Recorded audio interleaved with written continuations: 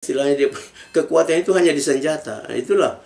Tapi saya mau bilang bahwa sebenarnya ini untuk seluruh rakyat Indonesia, supaya rakyat Indonesia juga ini sadar bahwa sebenarnya yang bikin kita rusak ini adalah bangsa Jawa di Indonesia ini, karena dia monopoli semua dari ujung timur sampai ujung barat, dari Sumatera sampai di Papua. Nah, beta mau himbau juga dari sini supaya bangsa Sumatera, Kalimantan, Sulawesi itu coba sadarlah bahwa kalian itu ditipu oleh bangsa Jawa, kalian itu dimanfaatkan oleh bangsa Jawa sampai dengan detik hari ini. Kalian itu merupakan anjing-anjing herder daripada bangsa Jawa. Jangan. Kita punya bangsa sendiri.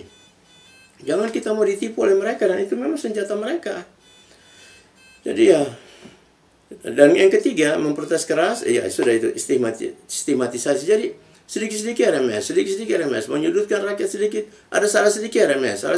Akhirnya ya kita juga tidak bisa tinggal diam dengan begitu saja. Kita juga memberontak lah, artinya memberontak secara moral, ya kan, tidak bisa begitu terus ya.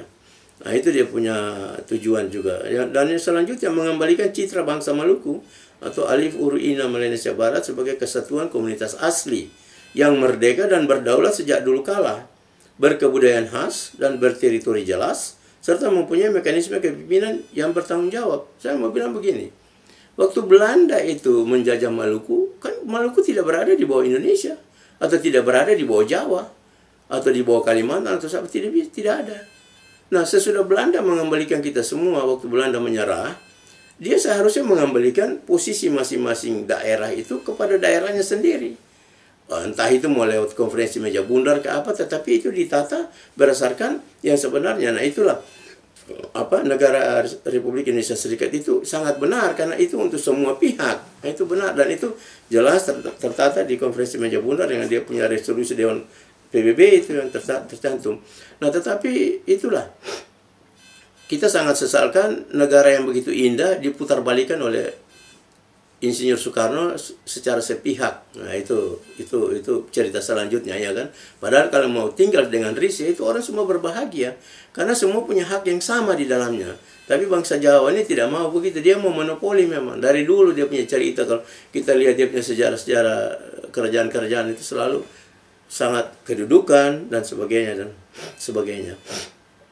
Jadi itu kemudian juga mengembalikan keabsahan, kemerdekaan dan kedaulatan RMS, baik itu historis, culture, dan ketetapan internasional, antara lain Permusyawaratan Malino, Perjanjian Linggarjati, Renville, Konferensi Meja Bundar sebagai kunci akhir daripada penyelesaian tragedi kemanusiaan di Maluku. Ya memang kalau itu negara sendiri yang buat kerusuhan di Maluku, yang membantai rakyat Maluku, bagaimana negara itu mau mendamaikan Maluku? Itu hanya di depan mata, di depan layar dia berlaku adil, tapi di belakang layar itu injustice, tidak adil. Jadi orang mau bilang adil di hadapan, putar balik di belakang, ya Iza, ya. Di depan saja dia bernada, dia beraction bahwa dia akan tetap menyelesaikan konflik dan segala macam supaya internasional tahu bahwa padahal ini kasta ini memang kasta paling biadab Jawa ini. Beta mau bilang terus terang lewat ini, siapa mau marah terserah dia itu, karena ini beta keton tahu persis ini kasta punya kelakuan ya. Orang Maluku itu kelihatan kasar, betul. Duri sagu itu kalau kena orang itu mati, tapi hati orang Maluku itu seperti sagu dalam tepung sagu. Pohon yang begitu keras, yang begitu tegar, berdiri tegak, begitu kuat, bisa membunuh, tetapi di dalamnya hati itu lembut seperti tepung sagu. Tidak ada tepung yang seperti tepung sagu, begitu lunak, lembut, dan bersih. Nah, kalau Jawa ini kan padi, lembut betul di luar, tapi dia menanduk. Nah, itulah dia itu. Dia tidak berani berhadapan dengan kita secara fisik, tidak berani. Dia, apalagi kalau satu-satu, tidak berani. Dia pakai banyak, dia punya taktik. Nah, kalau dia pegang kekuasaan, yang dia punya senjata dan segala macam, itulah. Sebagai contoh yang kita kasih lihat, John keton buka tadi malam itu, bagaimana 15 orang itu disiksa di Saparua tahun 2003 hanya kasih naik bendera, dihantam yang popor senjata, ditendang dan segala macam, buka sisa celana dalam pakai, taruh kasih tiara di pasir, itu yang saya sudah siarkan di PBB juga di sini. Itu luar biasa itu. Mereka itu kasta itu punya cara-cara. Jadi ya itulah. Lalu kegiatan yang kita lakukan tentunya ya kita berusaha untuk lobby internasional secara face to face, kemudian juga menyurat pers, sosialisasi, dan pengajian-pengajian lainnya. Karena di dalam lembaga ini kita sendiri meneliti bahwa negara RMS itu negara yang sah. Tidak ada, jadi negara RMS punya keabsahan itu sangat sedikit. Maksud beta itu begini, dia punya nilai keabsahan di PBB itu menurut Ruthoff itu negara kecil tetapi dia punya keabsahan yang susah untuk tidak terbandingi oleh negara-negara lain. Dia punya nilai keabsahan itu tinggi sekali karena memang yang dia buat itu sama dengan beberapa kerajaan yang pernah buat dahulu kala. Jadi lewat plebisit itu, lewat plebisit maupun lewat dewan yang dibentuk untuk itu. Jadi ada dua hal, lewat plebisit dan lewat dewan. Dan ini tidak jarang yang dimiliki oleh negara-negara di bumi untuk merdeka. Sedangkan Maluku memiliki dua hal ini. Plebisit dia miliki di Maluku pada tanggal 24-25 April dan keputusan Dewan Maluku Selatan. Nah, Dewan Maluku Selatan itu dibentuk dari seluruh pulau-pulau di seluruh Maluku dan dia sangat representatif untuk mewakili Maluku untuk suatu kemerdekaan dan itu sangat diakui memang. Makanya nilai keabsahan Republik Maluku Selatan ini sangat di atas dan hanya dimiliki oleh beberapa negara saja, termasuk Republik Maluku Selatan. NKRI itu tidak ada apa-apanya, itu ilegal, itu negara itu tidak ada apa-apanya, ilegal. Tidak ada dia punya nilai-nilai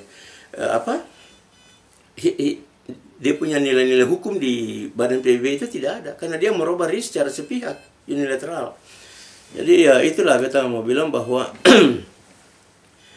lewat hal-hal yang sudah terjadi kita mari coba kita sadar semua bahwa terlebih kepada rakyat Maluku kita menghimbau juga bahwa apa yang kita bikin ini bukan isapan jempol atau bukan ikut suka bikin, bukan. Kita sudah meneliti negara itu benar atau tidak dan NKRI itu bagaimana. Cuma karena ya kita mau bilang rakyat ini sebenarnya belajar ya, bangsa Maluku harus belajar banyak juga. Itu yang pertama, apalagi generasi mudanya ya, mereka harus belajar untuk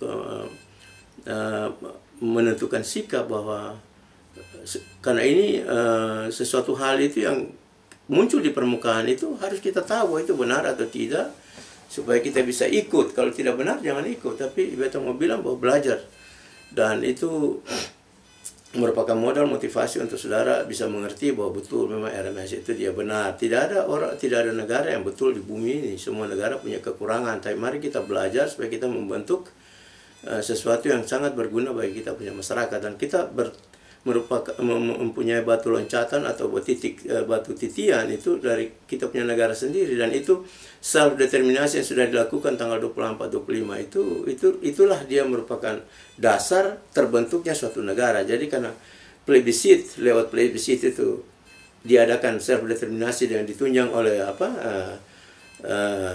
keputusan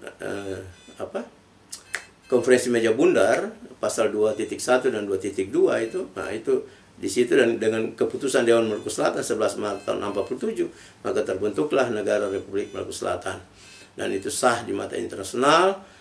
Cuma saja karena memang kepentingan internasional di Indonesia sangat banyak sehingga ya itulah mereka masih mengabaikan. Tapi kita tetap sepandai-pandainya dusta itu akan diburu juga oleh kebenaran dan lewat wawancara ini sedikit walaupun berbicara tentang FKM RMS, tapi kita juga menghimbau supaya Presiden Jokowi sebagai seorang tokoh nasional dan internasional yang punya moral dan jiwa besar untuk coba kembalikan milik orang yang bukan punya, itu kembalikan milik bangsa Maluku dan bangsa West Papua supaya Anda juga hidup tentram dan damai gitu dan kita juga bisa hidup saling tentram. Itulah sedikit sekadar tentang munculnya FKM RMS secara singkat ya. Itu. Demikian Saudara John. Ya.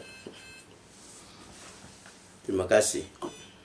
Oke, sama-sama Kak Kabu. Terima kasih untuk penjelasannya. Dan mungkin ini video ini menjadi